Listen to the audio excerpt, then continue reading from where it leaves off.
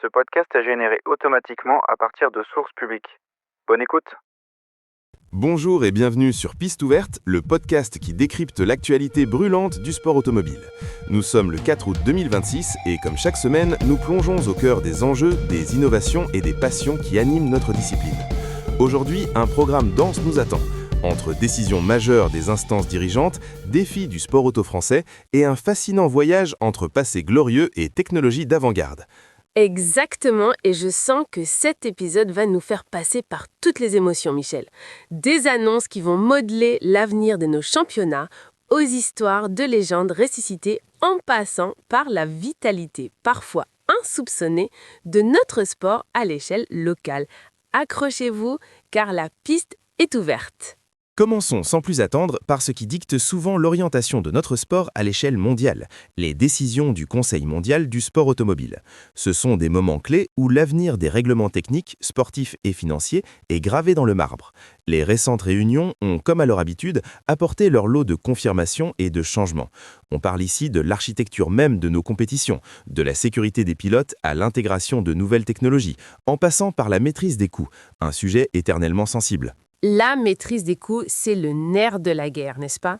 Chaque saison, on voit des équipes, des championnats entiers lutter pour leur survie financière. Ces décisions du Conseil mondial peuvent faire ou défaire des projets.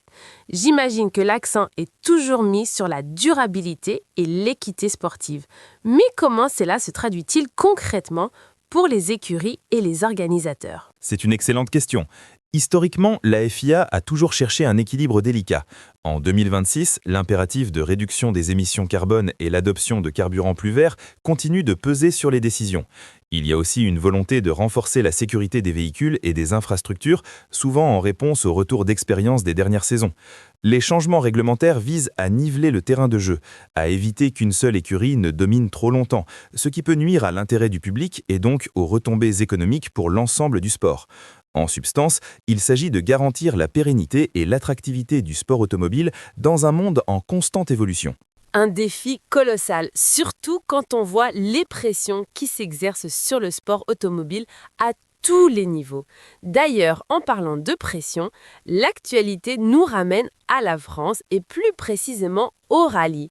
Le Progrès évoque le contexte brûlant du sport auto français qui pourrait peser sur le célèbre rallye charbonnière dit le charbot.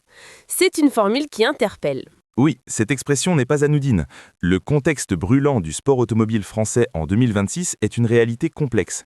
Il est alimenté par plusieurs facteurs convergents. D'abord, des contraintes économiques croissantes, la hausse des coûts d'organisation des événements, les budgets des équipes et des pilotes qui peinent à suivre, et la difficulté à attirer de nouveaux sponsors. Ensuite, il y a la pression réglementaire et environnementale. Les normes concernant le bruit, les zones de passage et l'impact environnemental des épreuves deviennent de plus en plus strictes, entraînant des coûts supplémentaires et parfois des réticences locales.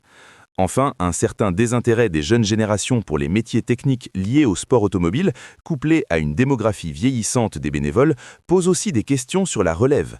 Le charbot, en tant que rallye emblématique, se retrouve au carrefour de toutes ces tensions.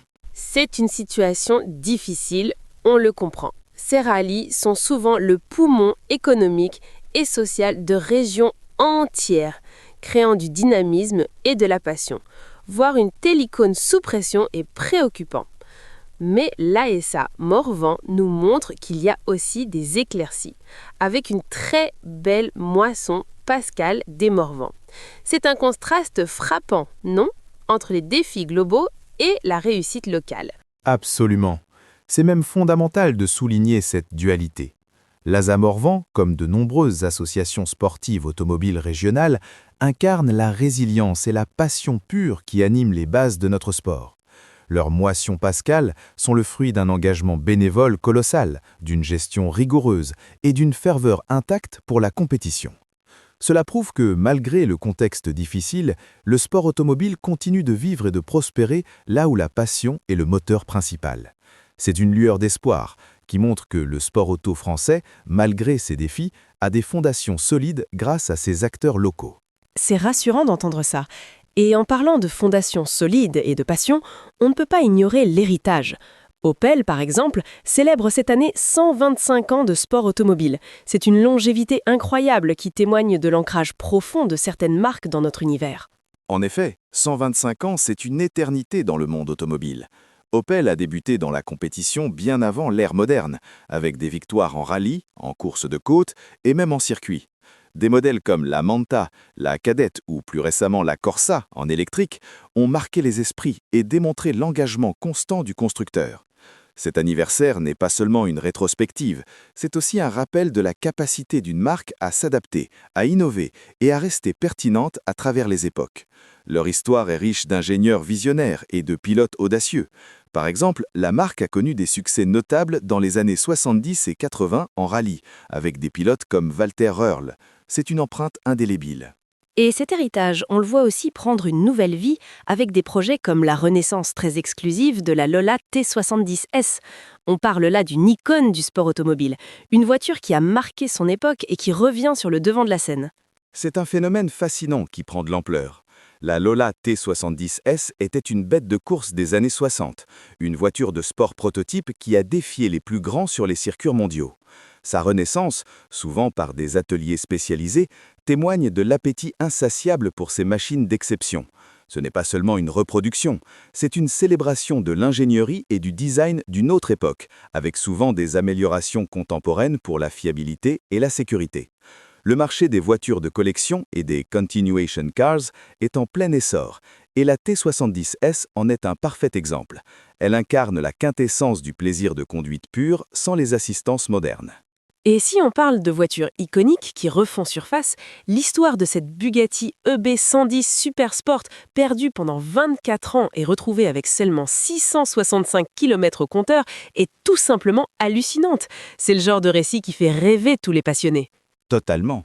La Bugatti EB110 est une supercar mythique des années 90, conçue pour célébrer les 110 ans d'Ettore Bugatti.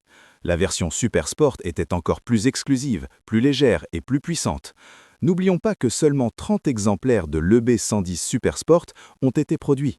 Retrouver un tel joyau après plus de 2 décennies et dans un état quasi neuf avec un kilométrage aussi infime, c'est une véritable capsule temporelle. C'est une pièce d'histoire automobile qui ressurgit et sa valeur sur le marché des collectionneurs est bien sûr astronomique. Cela souligne la fascination pour l'exclusivité et la rareté dans le monde de l'automobile de prestige. Ces histoires nous rappellent l'importance de la mémoire dans notre sport. René Doré, par exemple, est décrit comme la mémoire iconographique du Grand Prix des Planques. C'est un rôle essentiel, non?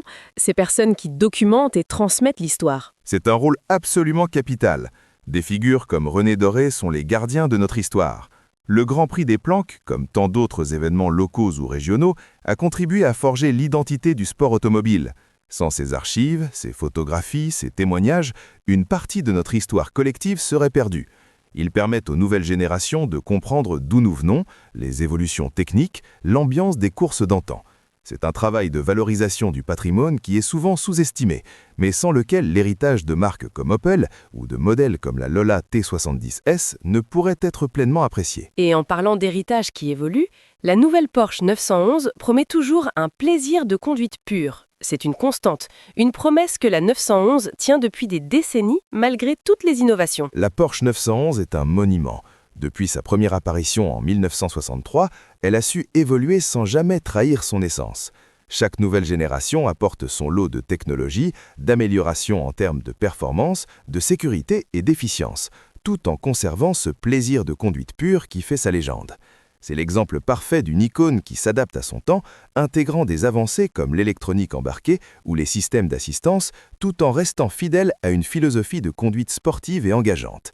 C'est la preuve que même avec la modernité, l'émotion au volant reste primordiale. Et cette émotion, elle ne se limite pas au circuit ou au rallye. Même les plus grands pilotes de F1, comme Max Verstappen, trouvent d'autres façons de l'exprimer.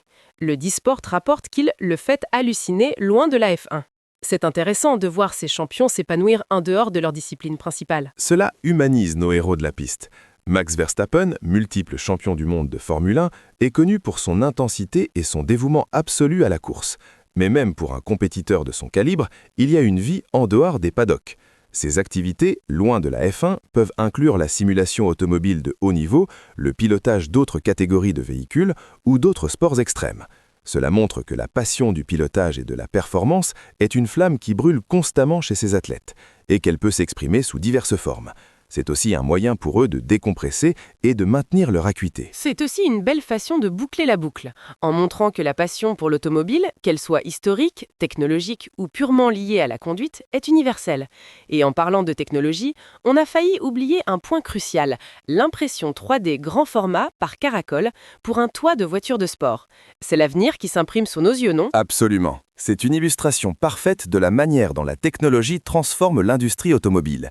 L'impression 3D, ou fabrication additive, permet de créer des pièces complexes, plus légères et souvent plus résistantes, avec une liberté de design inégalée. Pour un toit de voiture de sport, cela signifie une réduction de poids significative, ce qui impacte directement les performances, le centre de gravité et l'aérodynamisme.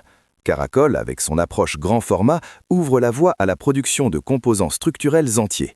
C'est une révolution pour la personnalisation, les prototypes rapides et même la production en petite série de véhicules de niche. C'est une étape majeure vers des voitures plus efficaces et plus innovantes. C'est fascinant de voir comment toutes ces informations, qu'elles parlent d'histoire, de défis actuels ou de technologies futuristes, convergent vers une seule et même passion, celle du sport automobile. On a vraiment exploré toutes les facettes aujourd'hui. En effet, des décisions qui façonnent l'avenir, aux défis locaux et au triomphe de la passion, en passant par la résurrection d'icônes et l'émergence de technologies disruptives comme l'impression 3D, le sport automobile en 2026 est un monde en effervescence, riche de son passé et résolument tourné vers l'innovation. Un monde où chaque tour de roue écrit une nouvelle page. C'est tout pour cet épisode de Piste ouverte. Nous vous donnons rendez-vous très vite pour de nouvelles analyses et découvertes. D'ici là, restez connectés à la piste. À bientôt! À très bientôt!